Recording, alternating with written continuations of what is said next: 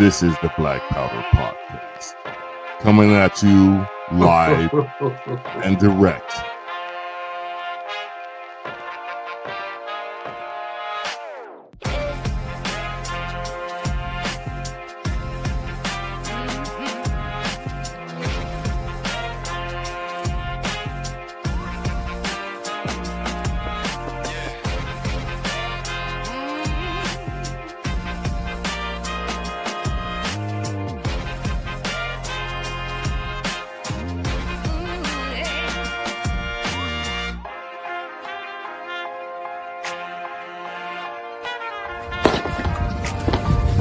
Your salty tears season my life. It's the Black Powder Podcast.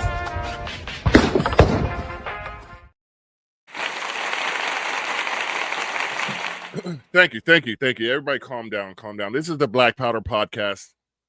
My name is Marcus Matthews, the only real libertarian. And with that being said, I am here today with my good brother, Eric Parker, out of the great state of North Carolina. How you doing, Eric? I'm doing good. Hanging in there, holding it down. Got to go to work tomorrow after 12 weeks off, baby leave. So not looking forward to that part. But other than that, I'm doing great. So you just skipped the whole paternity word because you didn't want to accidentally say. Yeah, exactly. Yeah, I got you. Well, this is, like I said, this is the Black Powder Podcast, the only real libertarian podcast that has ever existed. You can bet your granny's sweet old little rear end on that one there, buddy. Because what we do here is we bring you the best libertarian content. And as of late, minus like one episode the last 2-3 months or so, we've been bringing on local libertarian candidates and hopefuls for local office, county, school board, city. And what I think we've been doing is emphasizing the libertarian agenda, which is starting at the local level, showing Americans we're not just Republicans that like weed and guns, but we are that. And we're not some kind of weird Democrat, hardcore, whatever, but we're not that. I can't go that far. I'm sorry. Today, I'm coming at you from the 5th largest economy in the world. We have actually gone down one whole spot to Japan, and I personally blame Gavin Newsom for doing that. And we were remarking. I would say I would just blame Kaizen.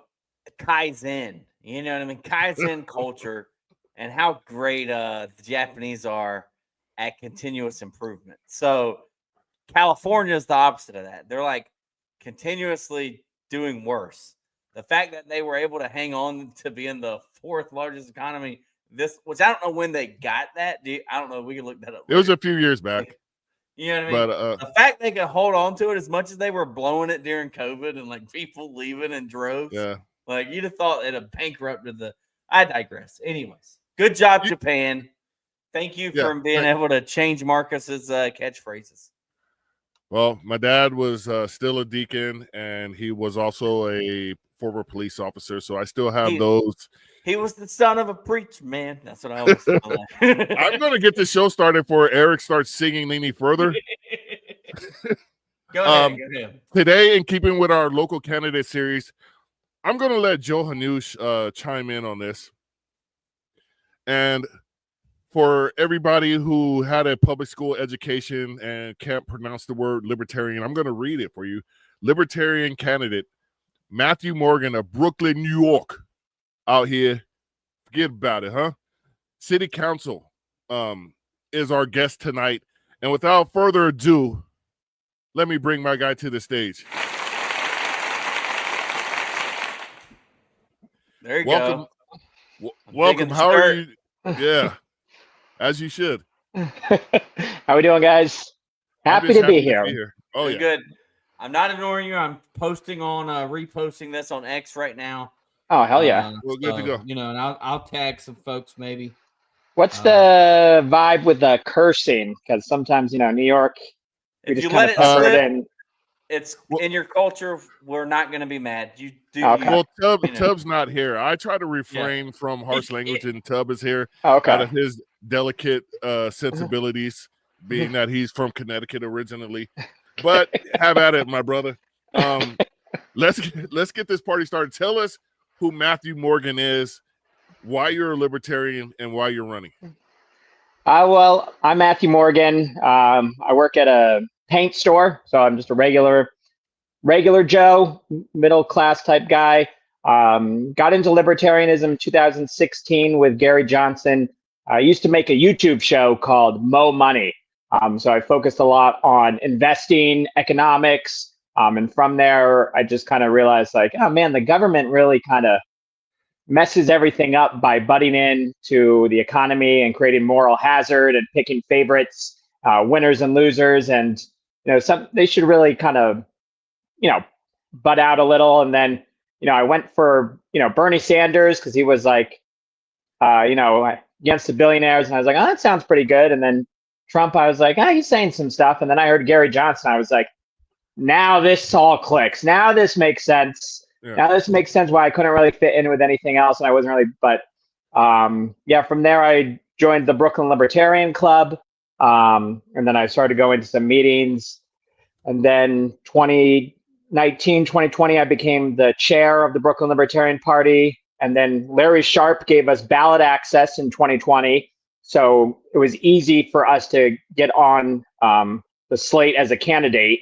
So I was like, I'll do it. And then COVID happened, and Andrew Cuomo, that scumbag, said, hey, we're going to make it actually harder for third-party candidates. So we lost our ballot access as quickly as we got it.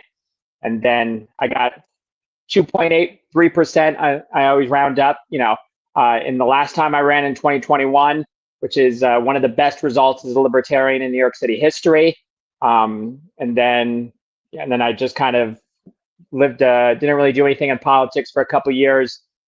And then they brought all these migrants to the city. I'm a big pro-immigration guy, Ellis Island's libertarian. So I was helping them out. I'm part of a couple of community groups. So we were giving them clothes, food, essentials, trying to connect them with pro bono services to help them get visas and asylum and stuff like that. And my opponent, who I'm running against last time and running against again, she's a first-generation immigrant. She ran on being an immigrant and how, she knows what it's like to be an immigrant, blah, blah, blah. She didn't show up. She was never around. She didn't help out at all. She hasn't really done much. She passed like one small bill to like help them pay for legal services.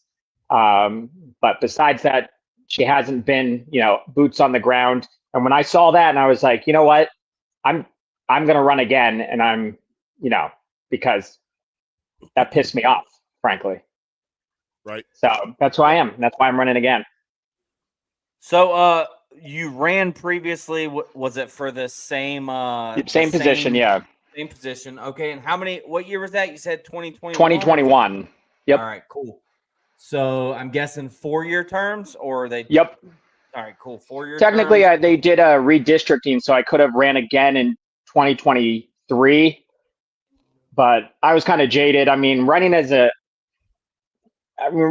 a campaign is hard. Running as an independent, I mean, like, that's why whenever I see, it doesn't matter who it is, like, unless they're like really crazy, but anyone who's just running an honest campaign, Green Party, whoever, I'm just like, hey, hats off to you. I know how hard that is. Yeah.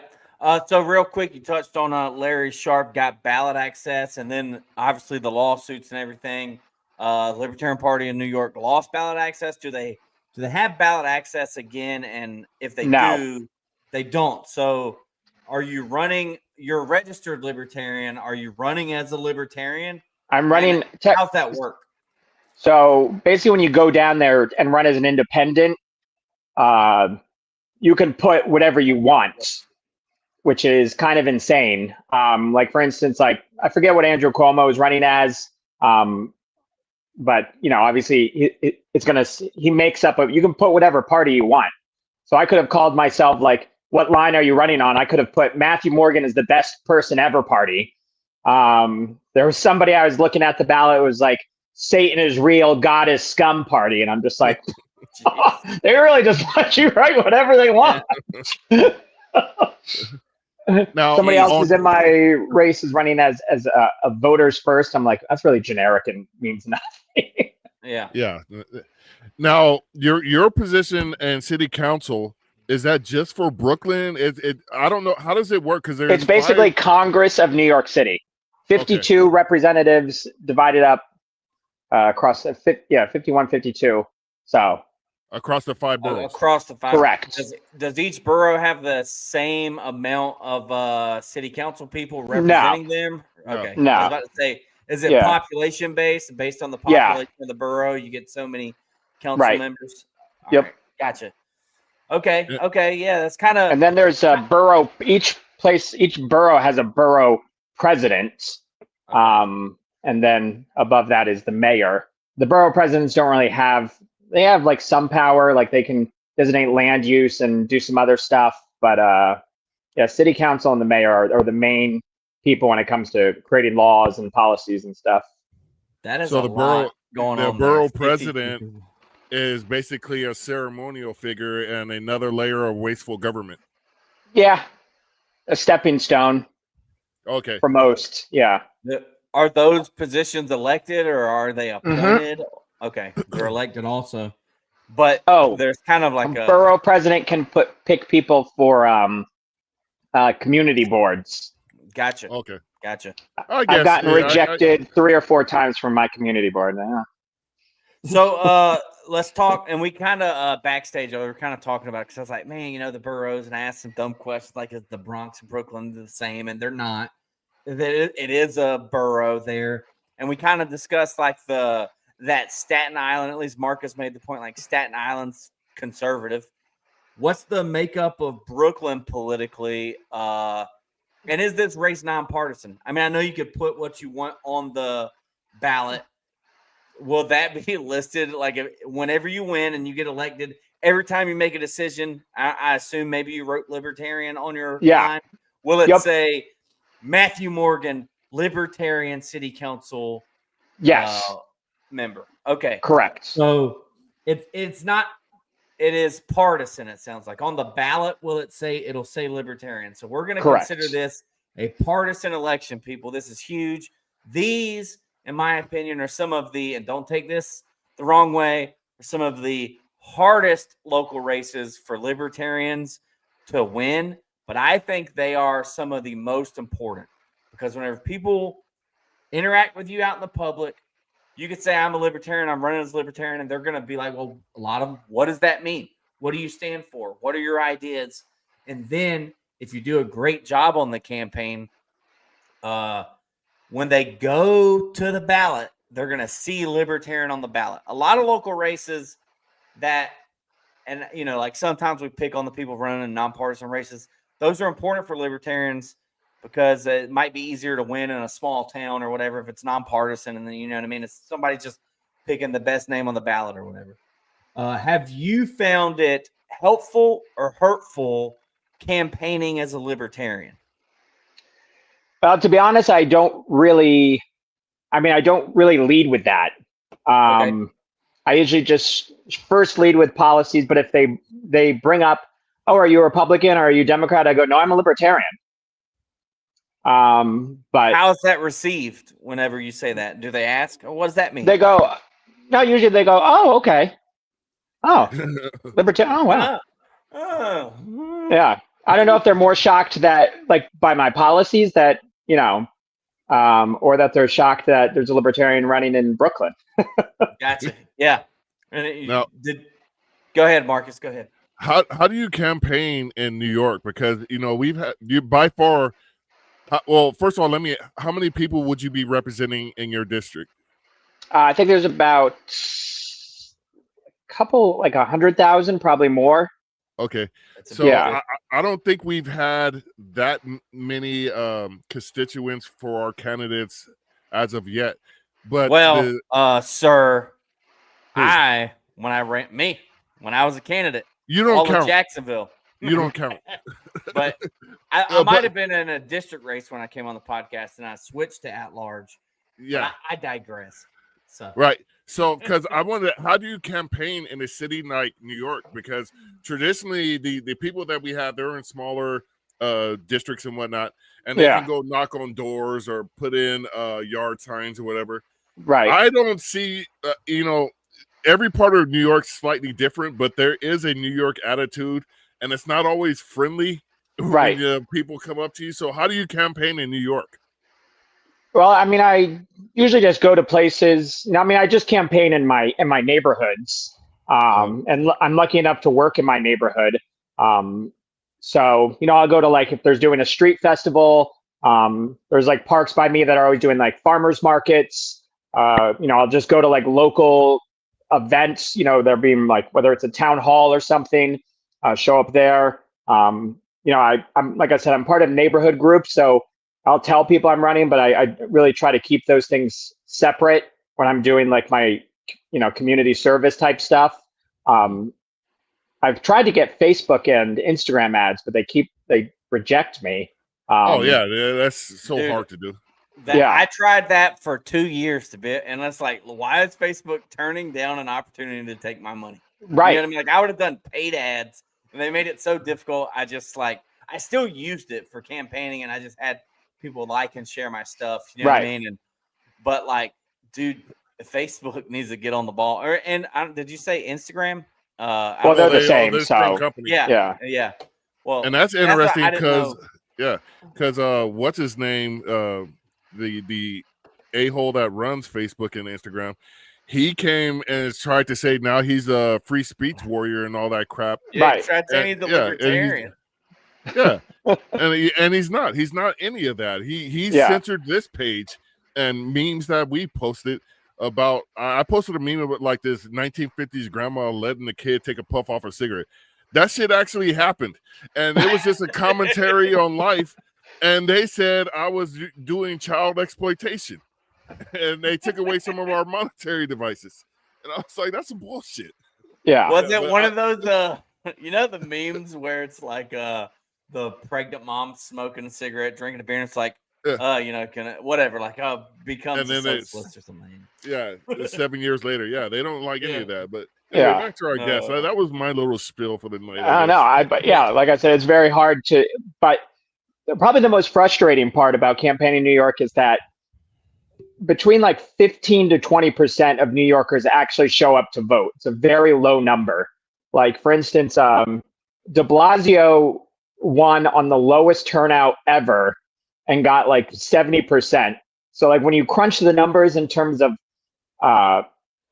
voters versus how many votes he got like less than 10% of the registered voters voted for him, and he won.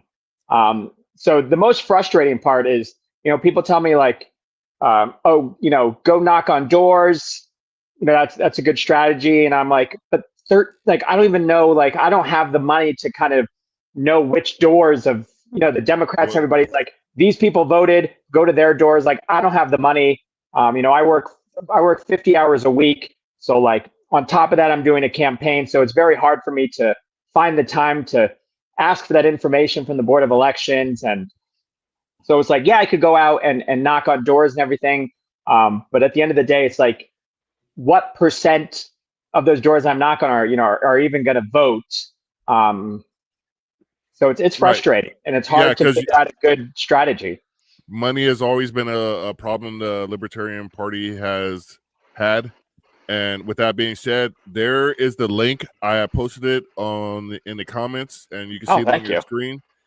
So you can go and contribute because, as we say on the Black Powder podcast, put your money where your memes are, and stop just being a libertarian because you think you're an edgelord or some kind of clout chaser. You don't want to be lumped in with the duopoly and all that stuff. And we're not talking about huge sums here, people. We're talking about if you can give $5, give 5, give 10, give 20. Nobody's asking you for $5,000 a one-time maximum donation. Give what you can. Right. This is for everybody's future.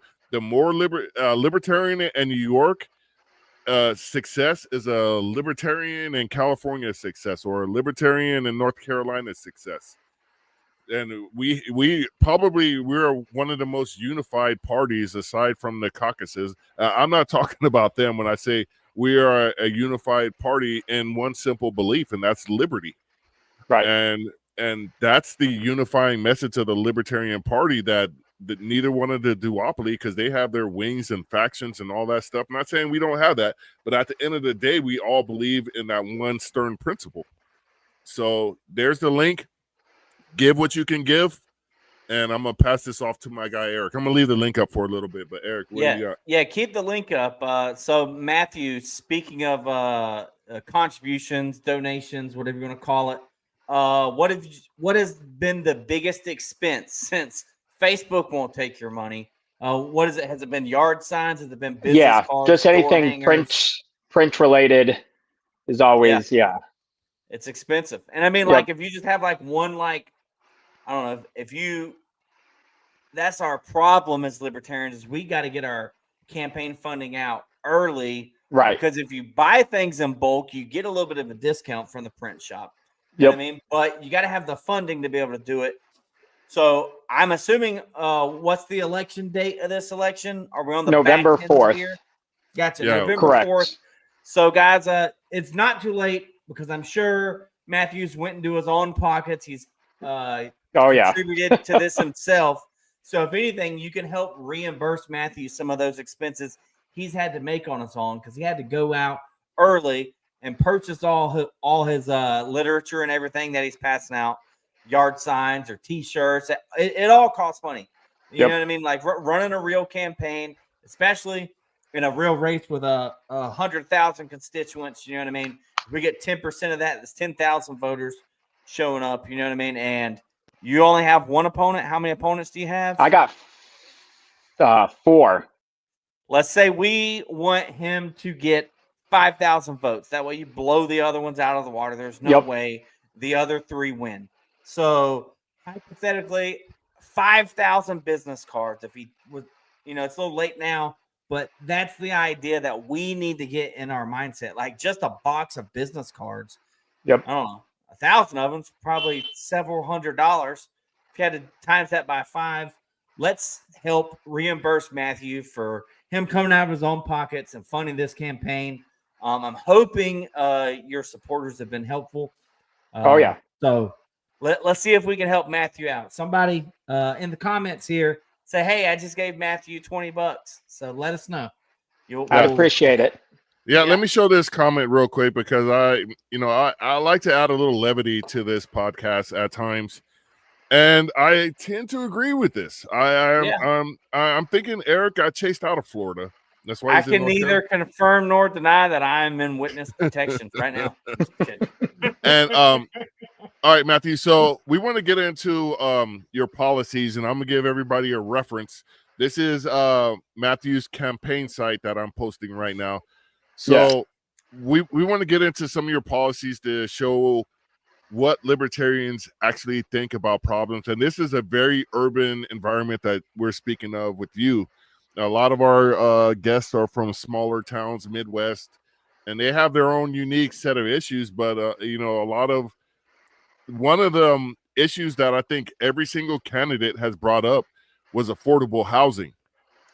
Or just affordability. Affordability. Period.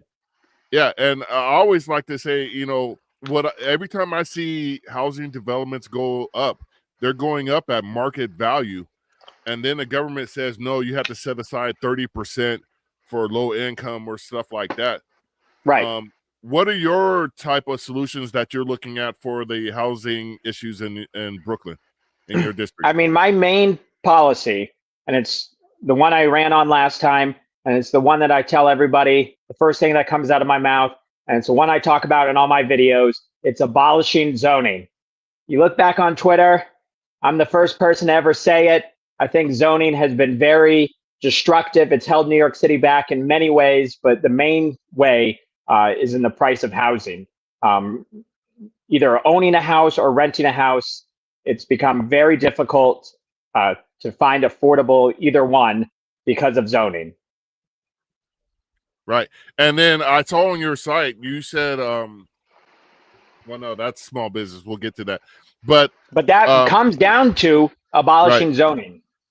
Right, because you talk about multi, what do you call it? Business on bottom, housing Mixed-use buildings. Mixed-use buildings. That's the term I was looking for. Why aren't these solutions just common sense? And I absolutely hate using that term, common sense. I didn't let my kids use the word hate when they were little and growing up because I thought it had such a negative connotation. But I will say this: I hate that we have to talk about these issues in such a way that people think it's controversial to remove government from solutions that will bring solutions to people. Right. I mean, the main reason is rich people. That's why we don't have these types of things. People who have money don't want these types of buildings built in New York City because they think they're going to ruin their neighborhoods, their charming little beautiful neighborhoods, and they fight against them. And also, there's that, and then the fact that the zoning code just doesn't allow for that. Again, somebody I talk about a lot is Robert Moses, who was the most destructive person in New York City history. And he was the reason, basically the architect of the 1969 zoning code, which is still in place today. And he basically created a very car-centric New York City.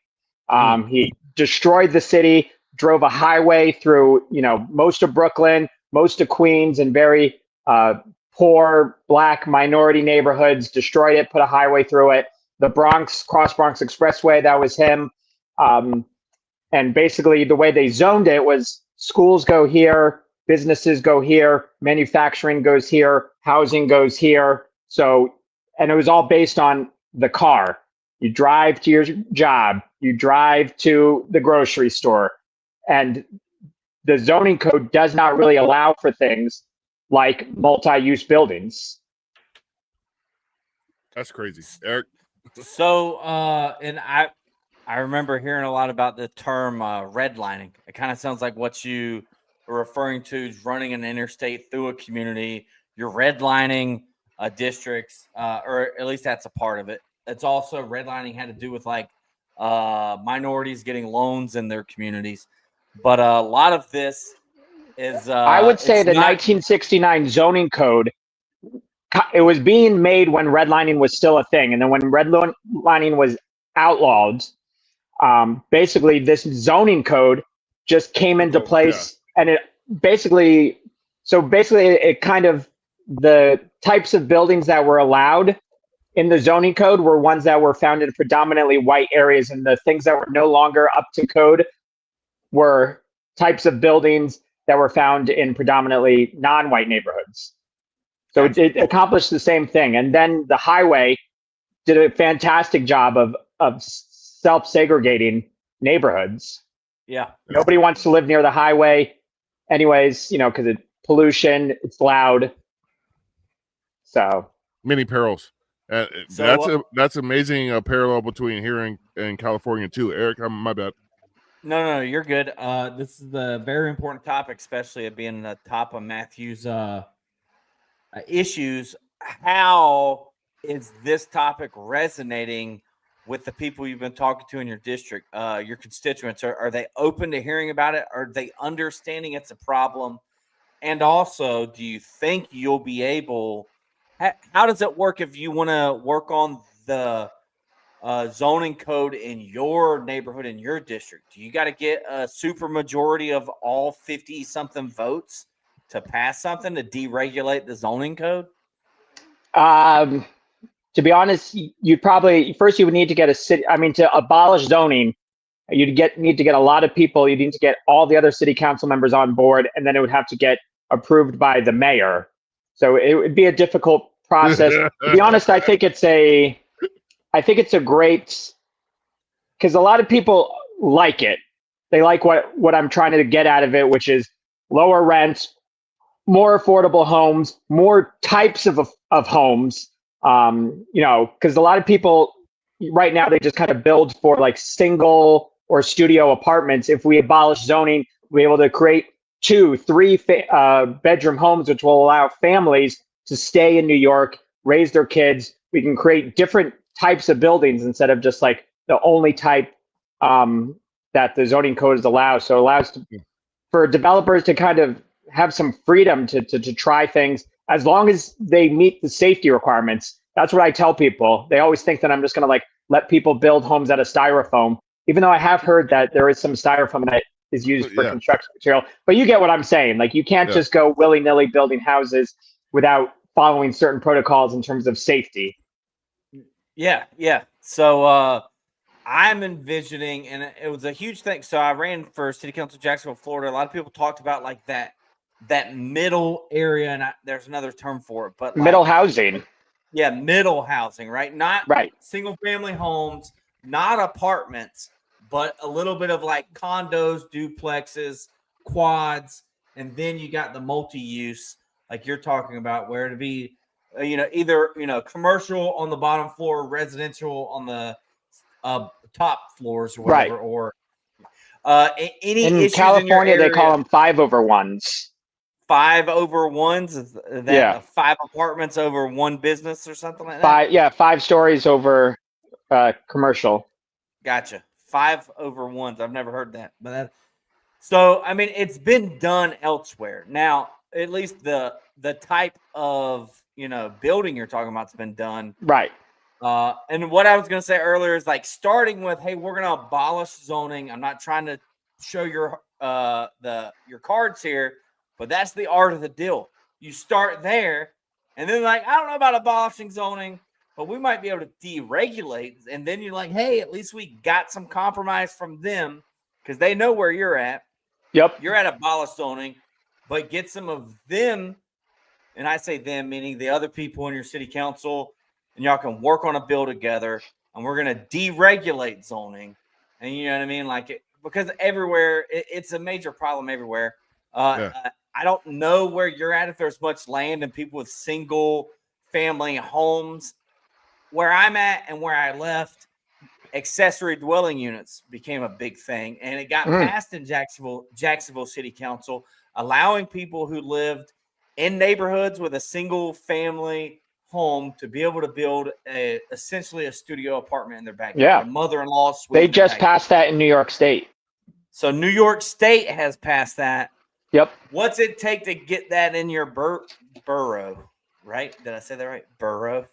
Well, there's a lot of like basement apartments. There's people with single family. Like my neighborhood, my area has a lot of like brownstones, which used to be like working class, like dock workers. Which I would like to talk about if we can mention shipping at some point. So but that's all the people that lived in these homes, and they used to be kind of so. But then a lot of people with money came in and turned these kind of apartments buildings into single family homes. And it became a very wealthy area recently. But people who came in here in the 90s and 2000s when it wasn't like that. Now they're like some of the most expensive homes in New York. But yeah, some people who raise their kids or whatever, now they can turn like the basement and they can get rental income, for instance, if they're retired and living on Social Security or whatever. Yeah. Gotcha. All right.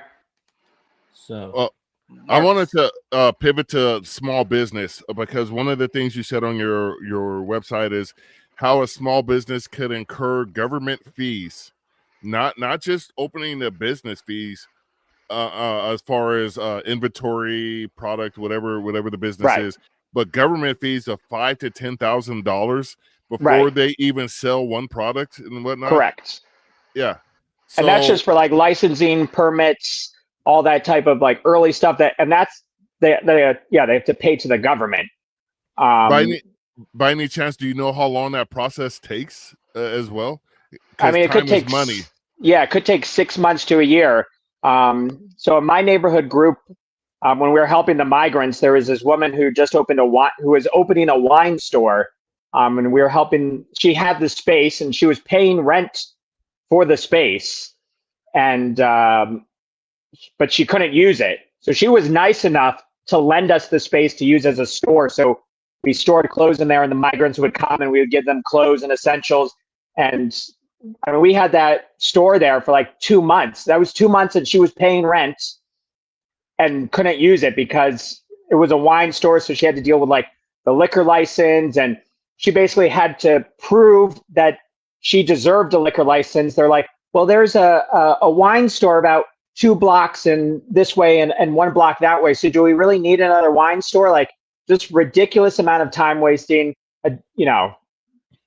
Yeah, that's government justifying its existence. Right. And then like also being very anti-free market, like let the market decide if there needs to be another wine store. And if the market decides that there doesn't need to be another wine store, one of the two will close and go out of business. Right. Let the market decide. Right. Jeez. And it's like, even if there is a wine store, what's if that wine store is terrible? Like the people don't get one because there's already one there. Exactly. Yeah, what if that wine store just sells Boone's Farm? You know what I mean? This one's got real organic, non-GMO, gluten-free, European wines from Italy and where. But I would like to go back quickly and talk about something that you said, Eric, where abolish zoning is a great way to bring up the conversation, because then people will say things like, well, what about this? And I'll be like, hey, fantastic. If you want to keep that piece of zoning, we can. But, it's, what's that? Have you ever seen the movie The Internship with Vince Vaughn and Owen Wilson? There's this great line where it's like, if you fight for your limitations, they'll let you keep them. So it's like, if I was running on like hey, we should allow for, you can build 3 stories higher, then I would have to fight for that. And I would spend all my time, and then eventually I'd be like, oh, okay, we'll let you have that. But if I'm like, hey, I'm going to go in there, I'm going to make sure that none of this is allowed, and people can build whatever they want, and then they have to fight me there. They have to fight me on that point and prove every single justification within the zoning code. Otherwise, I'm going to fight and be loud and trying to convince people that we just aren't going to have any of it. Gotcha. Yeah. Yeah. And like you said, you don't know what every one of your neighbors' problem with the zoning is.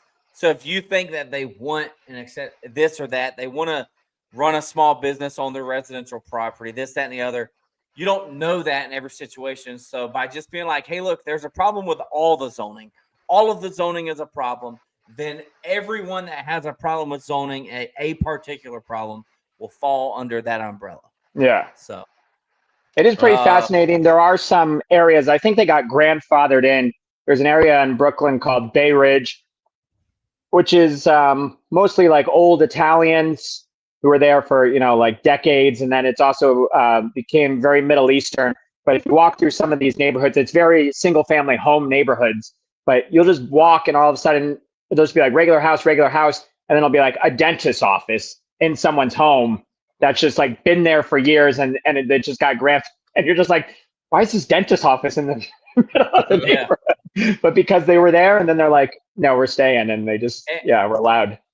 And it also shows that type of, loose, deregulated zoning works, or else that dentist office would have closed by now. But it turns out it works having the mixed use in the area. You know what I mean? Mixing commercial with residential. So there's another example you use. But look, this guy's business is still booming, and the neighbors probably enjoy having their family local dentist right down the street. They got to walk to their dentist appointment as long as they, aren't on laughing New York, gas the or walking city. I mean, when I was in New York, I went there twice earlier in the spring. I was averaging between 6 and 10 miles a day in walking, because you everywhere you go, it's just like, okay, we hop on the subway, which was an adventure for me unto itself, because I was like, I didn't realize it shook that violently. And subways, it depends on what part of what borough you're in. The subway people of New York is a spectacle unto itself. I mean, I'm a people watcher, and this is some of the most entertaining people watching that you could ever imagine in New York. It's a very, very eclectic type city. And that I wanted to let you expand on your dock workers thing again, because you mentioned shipping earlier. So I Yeah. want to make sure we get to that. Yeah. So that's another big part of my campaign is they're doing this initiative in New York City called the Blue Highways Initiative, which is to bring shipping back to New York City. And I'm a huge fan of it. I always wondered why a city that was as big as us still imported from New Jersey. We're on the water. Why are we bringing semi trucks full of stuff into New York City? It just didn't seem logical. So, yeah, recently I went to a screening for this movie that was about, it's called the Brooklyn Queens Expressway, which is the highway that I was talking about earlier, the one that destroyed all those neighborhoods. And they mentioned in it this Blue Highways Initiative, and I became very fascinated. So there's a marine terminal just down the street in my district that just got rezoned. So they're going to upgrade it and hopefully bring a lot more shipping. And we're going to bring stuff into the city via boats, which will reduce the amount of traffic, which will reduce the amount of semi trucks, which really just don't have any place, in most of New York. They take up a lot of space, and they cause a lot of congestion. They slow down traffic. And if we bring everything into the port, we can put them on, smaller like box trucks, more reasonable size things. You see these semi trucks and they open up the doors and they're half full, and you're like, why is that huge thing? And they get stuck all the time, especially in my neighborhood. These guys don't know where they're going. They're not the best drivers, or they're not the most city experienced drivers. And they go down the wrong street. All of a sudden they're trying to make, a T-bone turn, and they get stuck and they can't do anything about it. And the police show up, and I never stick around to see how they get out of it, but it's just like a nightmare. Now, I only drove on Staten Island, and it's not that bad. I will say this. The whole state of New Jersey can kiss my natural black ass when it comes to transportation. The I-95 going through New Jersey, if you make a mistake and miss your exit, you will drive 20-something damn miles before the next exit. And then I look at Google Maps. It says it's going to take 45 minutes to get there. I get in a car and I bring up Google Maps. It says it's going to take 1 hour and 45 minutes to get there. In a matter of 10 minutes, it changed an hour time, and I ended up missing my son's 2 last home runs in his baseball game. But I'm going away from our guest tonight. I just wanted to do my New Jersey rant. We haven't had a libertarian from New Jersey on here, so but New York is like that as well. I mean, yeah. My boss, when at the store I used to work at, he lived on Staten Island, and we worked in Bay Ridge. And I remember he was so adamant about getting out of work at 4:25, because he's like, if I leave here at 4:30, 5 minutes. If I leave here at 4:30, my commute back to Staten Island is going to go from 30 minutes to an hour. Yeah. And it's like that, amazing.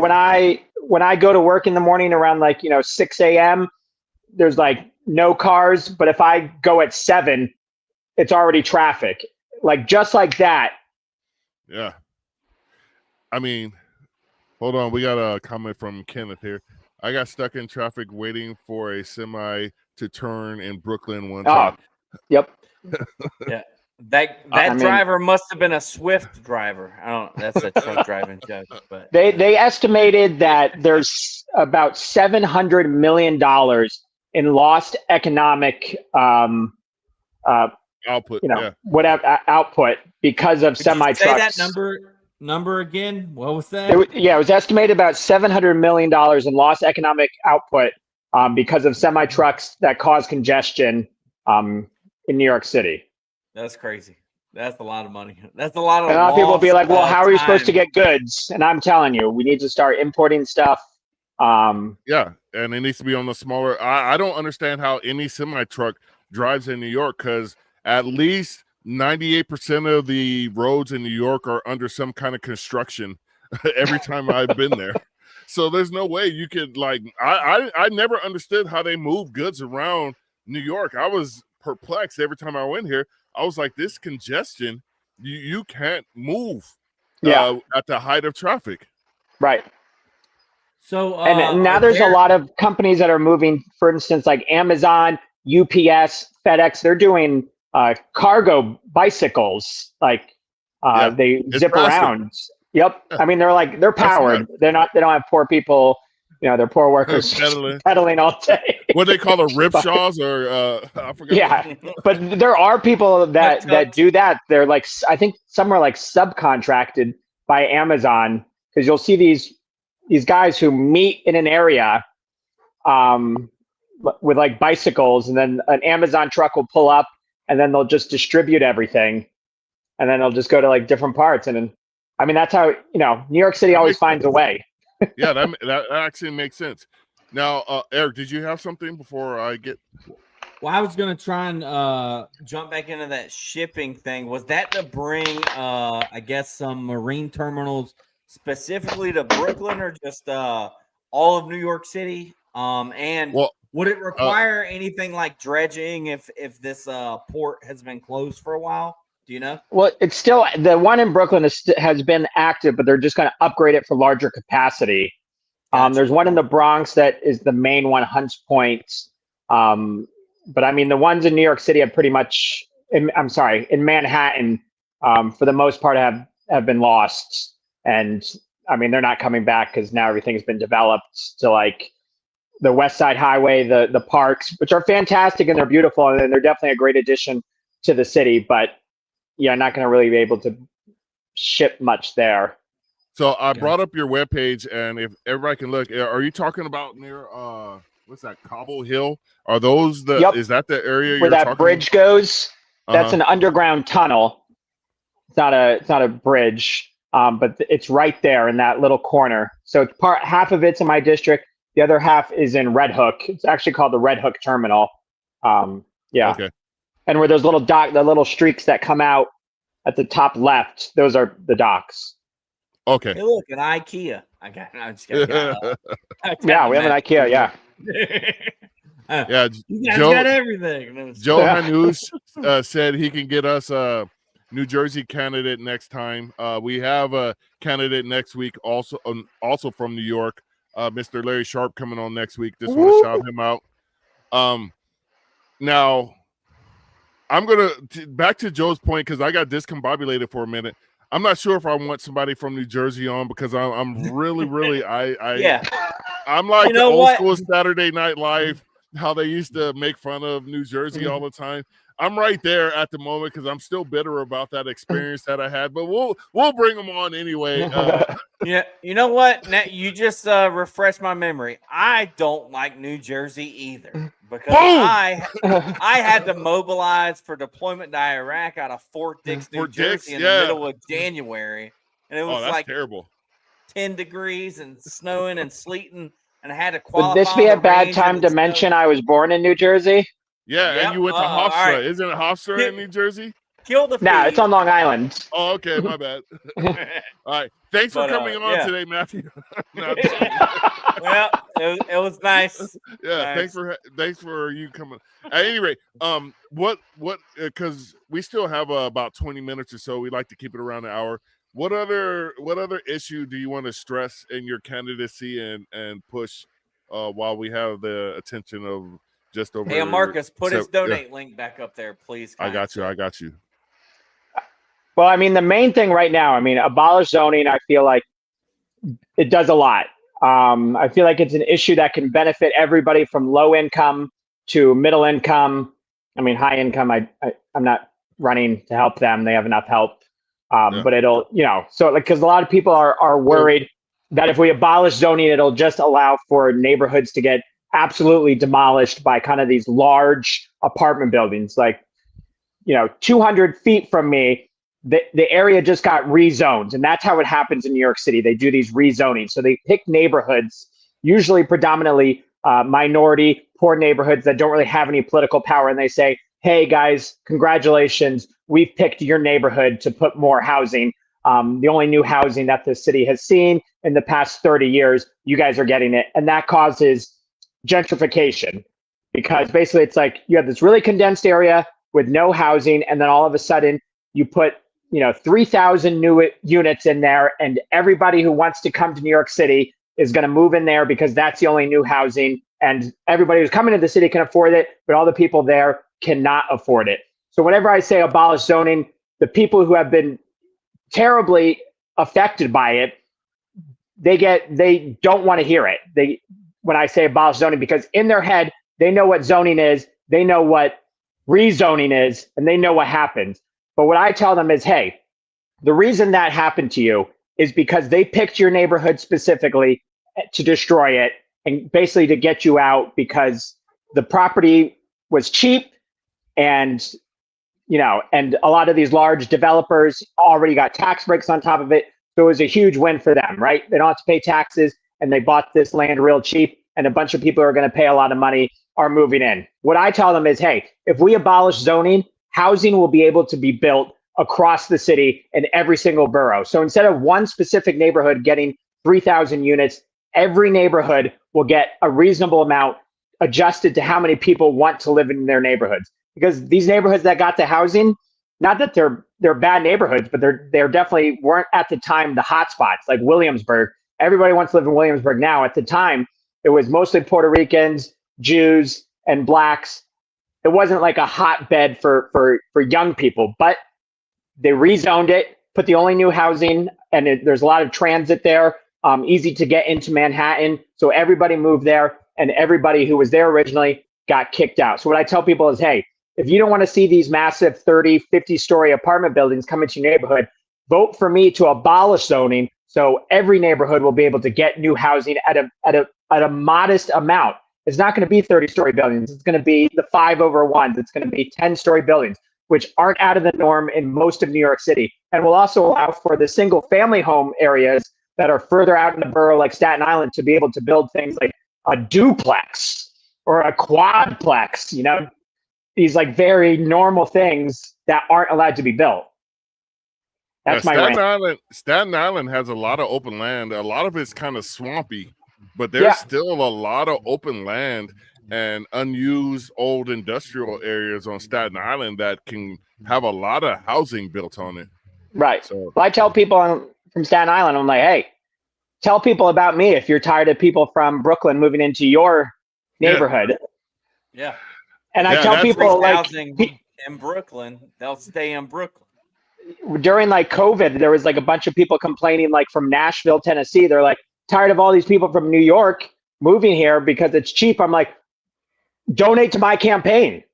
Start tweeting about me because I'm trying to get these people to stay here. If you don't want them to come there, vote for me so they stop coming to your city and they can afford to live here. Honestly, I think that's one of the best campaign slogans ever.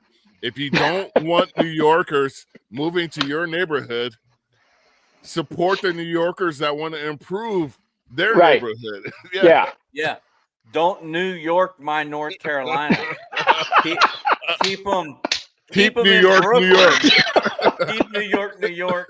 Vote for Matthew Morgan. There you go. That's awesome. Yeah. Eric, you got something? Maybe I can get people in North Carolina to support my campaign, make some t-shirts. There you go. Yeah, New York, my North Carolina, vote MatthewMorgan.nyc. Dude, just get some big, what's the maximum amount somebody can give to you in a local $250. $250? Yeah. One thing I don't know if you guys... from a New Yorker. Yeah. One thing I don't know if you guys know about, Larry Sharp is going to bring it up next week, 100%. But there's this thing in New York City or in New York State called matching funds. And I think it's like 7-1, 8-1. And a lot of the Democrats and the larger party people get it. But I think it's if you hit 250 different people who donated to your campaign, and you crack over like 5 or 10,000, I forget the amount because I knew I wasn't going to get anywhere near it. Whatever money gets donated on top of that, the city matches it 7-1. So if you hit matching funds and somebody donates $100, the city then sends you $700. Oh, damn. So we need a push when but it has to be people in New York City. Okay, gotcha. Oh, yeah. All right. Otherwise, it'd be very easily. Watching this from New York City, Do they Yeah. for your race? Do they got to be in Brooklyn or just anywhere in New York City? Anywhere in New York City, yeah. Gotcha. We do have a sizable audience in New York. I think it goes New York, California, Texas, or something like that. As far as people, yeah, we have a good portion of our followers from New York. Go ahead, Eric. Sounds like we're not going to hit the $10,000 mark this election, but the next time you run, I'll be back on the podcast early, and we'll. Yeah. Oh yeah. Keep networking, like, if you have it in your mind, like, because I enjoyed running for office. So if you have it in your mind, like, I'm definitely going to do this again, just immediately, I know you probably can't file or make it official, but like, keep your social media going, stay plugged in, and maybe go, if you didn't already do this, sounds like you're very involved in your community, but like, go to the occasional city council meeting and live stream, or try to talk. Maybe talk with the people. I feel like for the next 4 years, you're going to be on the council. You only got to beat 3 people, right? 3 or 4. Right. So I think you're going to be on the council. When you run for re-election, though, let's make it a goal to make them pay you those matching funds. That would be an awesome goal to strive for. Realistically, where you live, $10,000 is doable. The problem, because a lot of my donations, not all of them came from, it's 50-50 inside Jacksonville and outside of Jacksonville, probably. Right. So that would be the struggle, is finding the 250 people inside New York City. Does the $10,000 mark also have to be everyone inside New York City? Yeah. Yep. All right. So we can get some big 250 donations and a bunch of 10s. Yeah. But like I said, Larry's gonna talk about this, because he talked about it with us, and it's a big important part of his campaign and hopefully getting us ballot access. But I'll let him. I don't want to butcher it, but he's got a strategy that I'm sure he'll share. Should we talk about the mayoral at all? Yes. I mean, that's on you. That's why I was laughing earlier. I was going to ask you, is there a libertarian? I mentioned my 3 main things: abolish zoning, saving small businesses, the fee-free NYC, the shipping. Also, I already mentioned that I'm a big immigration guy. So I do a lot of anti-ICE stuff. I really hate ICE. I want them out of the city. And I hope whoever wins for mayor does not cooperate and tells them to get lost. I think all the migrants who come in should be able to just get a working visa, and that way they can be able to access all this new housing I'm going to be built, so people don't have to pay for them to stay in hotels anymore. Well, that makes sense, because they need to. I will say this about immigrants: the overwhelming majority do come here because of economic reasons and are seeking economic success that was probably denied them partially by their government, and another main reason is by U.S. foreign policy. Because when you see people 100%. When you see you look at the Monroe Doctrine from Central America, the Reagan policies from South, the CIA South just America, destroying every single elected leader. All of those factors play into it. These people aren't waking up and say, "Hey, you know what? This sucks. I'm leaving." I'm going to walk 3,000 miles. Yeah, it sucked from the day they were born, because these policies go back to the 1920s. Before that, because the Monroe Doctrine was pre World War I. So it sucked before that, because they were all colonized by Spain and had all their resources extracted. And there's a variety of factors for immigration. And if you don't want immigration, I'll say this to our more conservative friends here: if you don't want immigrations, you should be pushing for a foreign policy change that create these environments where these people cannot be 100%. Self-sufficient in their own country. That's just the basic. That's just the basics of the matter. Yep. And the same thing with Europe. Europe is having problems with immigration, and when you look, it's people from Afghanistan and Syria and Libya, other parts of the Middle East. What pray tell happened in those regions that led people to say, "I can't live here anymore"? Yeah, You know, this is a man-made avoidable issue. And one of 100%. the founding principles of libertarianism is, the non-aggression principle. When you disrupt and destroy other nations, countries, whatever, there's going to be consequences to that, and it's going to be that bitter fruit that that short-term corporate interest that push your foreign policy to do what it did. There's always a consequence to that. Ron Paul got booed for it, but it's Yeah. called blowback. It's Yeah. called blowback, and it's either a terrorist attack or it's immigrants showing up being like, hey, you destroyed our economy, so we're coming to work here. Yeah, if you don't want refugees in your community, quit making more refugees. Right. It's very, But the one thing I always tell people is like, when I was helping the migrants, they were like, hey, thank you. You know, they were very appreciative. Hey, thank you for the clothes. Thank you for the shampoo. Thank you for this and that. Can you get us jobs? Where can we get jobs? And I'm just like, I don't. Do you want a sweater? Yeah. And the thing that a lot of Americans are missing is economics leads to crime. If you have a poor economic outlook, if your stomach is grumbling or your kids' stomachs are grumbling, you're going to start taking measures And that risks. may not and extreme risks to feed yourself or your kids. Yep. And that's what I hate about the duopoly is they don't factor in this one simple fact about every single human being that heart beats on this earth. We all want the same thing. We all want a shelter over our head, clothes on our back, food in our stomach, and a safe place to raise our kids.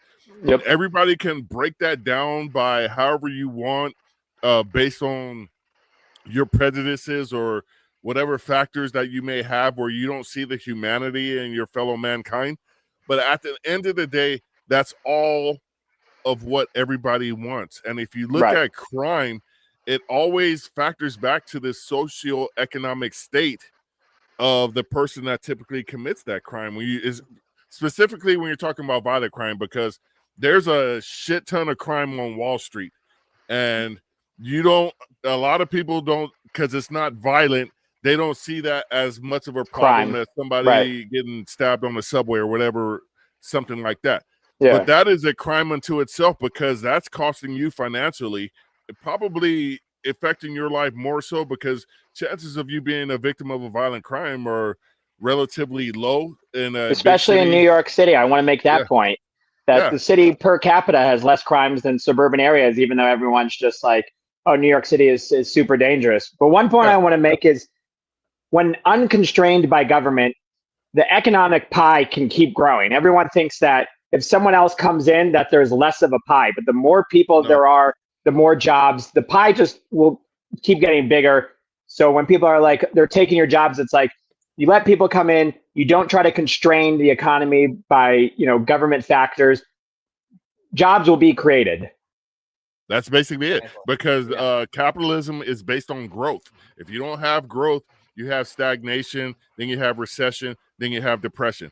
And America's birth rate is slipping, as is much of the Western world.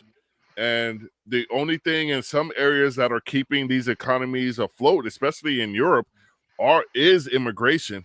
They may not like the cultural factors of immigration, how that's affecting them, but you cannot deny the fact that the economic interests that come with immigration are a major factor in your economy. Like in California, they better not touch the people that are harvesting the produce here, because that'll cripple the whole damn nation. Yep. If California contributes agriculturally over 50% of every major agricultural product that you could think of. And if you remove that workforce, you're talking about extremely high grocery prices, and you're looking at higher than average, because there's a lot of kids that go to bed hungry in the United States. Yeah. They just said that 1 in 7 kids in New York City schools are homeless. And just to go back to the point you were making about, crime, one of the things that I talk about is in my campaign is this policy called housing first, which has to be paired with some social services. But it's basically just like, if you're homeless, I want to just give you a home, an apartment, someplace to live, just to get on your feet. And a lot of people are like, well, that sounds like socialism. But the thing is, when it comes to being a libertarian in a big city, obviously libertarianism will look a lot different in New York City in an urban area than it is somewhere else. So there is going to still be government spending, but doing a policy like housing first, they showed, actually decreases the amount of money that the city spends on the homeless. So you might say, oh, that sounds like socialism, just giving people housing. But I'm like, no, it actually is going to reduce the amount of money that the government is spending.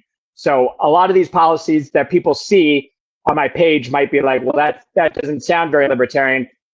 To me, and what I can do on city council, a lot of it will be just trying to find policies that still involve government, but reduce the amount of money or reduce the amount of interference by government. Right. Well, I always say this: my America is not your America. Eric's America in North Carolina is not my America here in California. My America here in California is not your America in Brooklyn, New York. And I don't like this homogenous notion of the United States, because it's never been a homogenous nation at no point in its entire history. There has always been separate groups with separate goals, needs, and whatnot.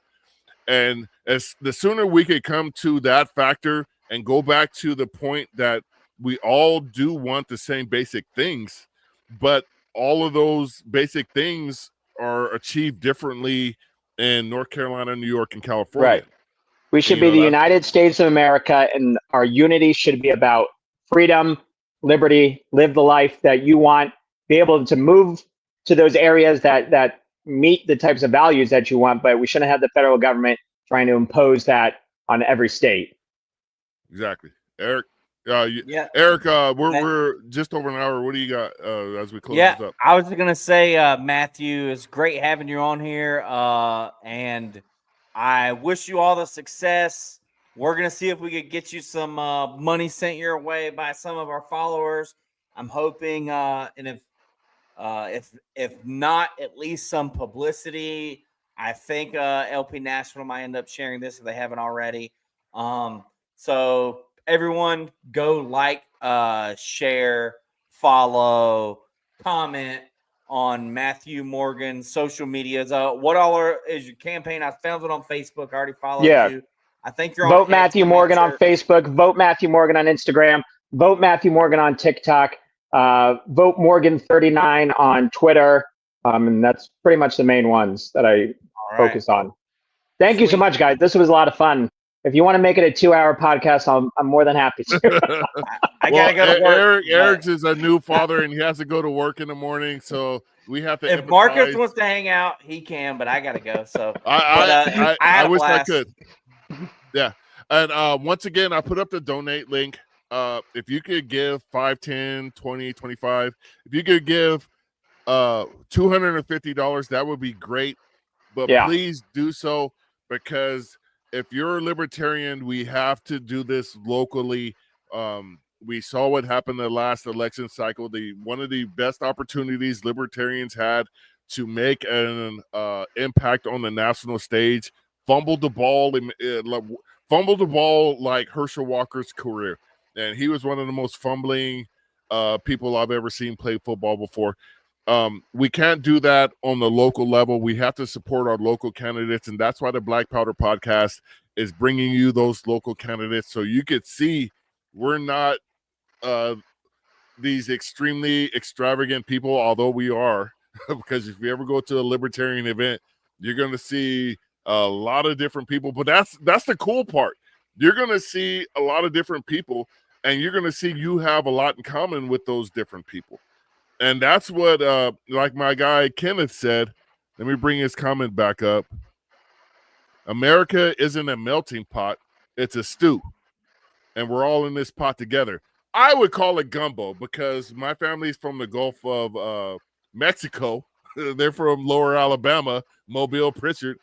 and that's right there on the Gulf. And so we That's a food that's hard to get in New York City. I haven't found any good like gumbo jambalaya. You're not going to find that. Yeah. I will say this about New York. New York is I never had a bad meal in New York. Even the little hole in the walls. Well, those are the best spots. Yeah. I mean, the big fancy spots, you might get a bad meal.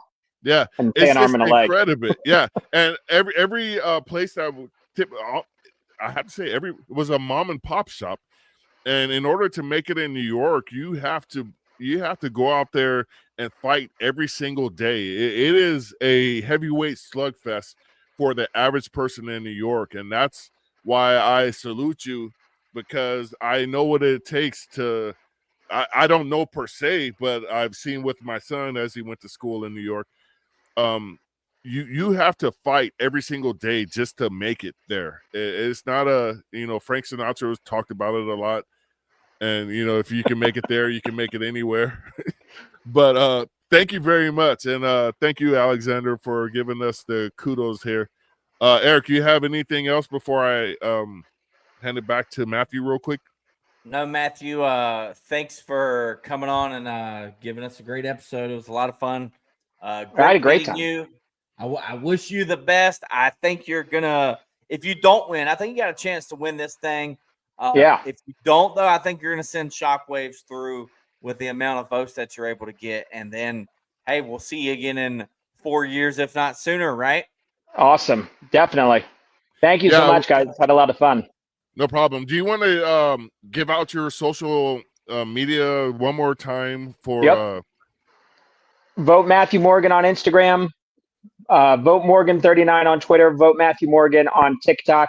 Vote Matthew Morgan on Facebook. Sweet. All right. And vote MatthewMorgan.nyc. You can get all my Instagram social media there. All right. There we go. With that being said, this has been the Black Powder Podcast. Thank you for watching and listening, whatever you did tonight. This is the only real libertarian podcast that has ever existed in history of mankind, and we're going back into the BC era with that. And I want to say this, libertarians have always been here. But we're like the vampires of the political world. We only come out at night, and somehow, we can't look at ourselves in the mirror sometimes. But I digress.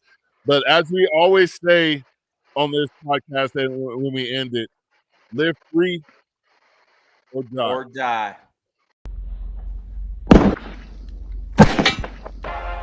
This is the Black Powder Podcast, coming at you live and direct.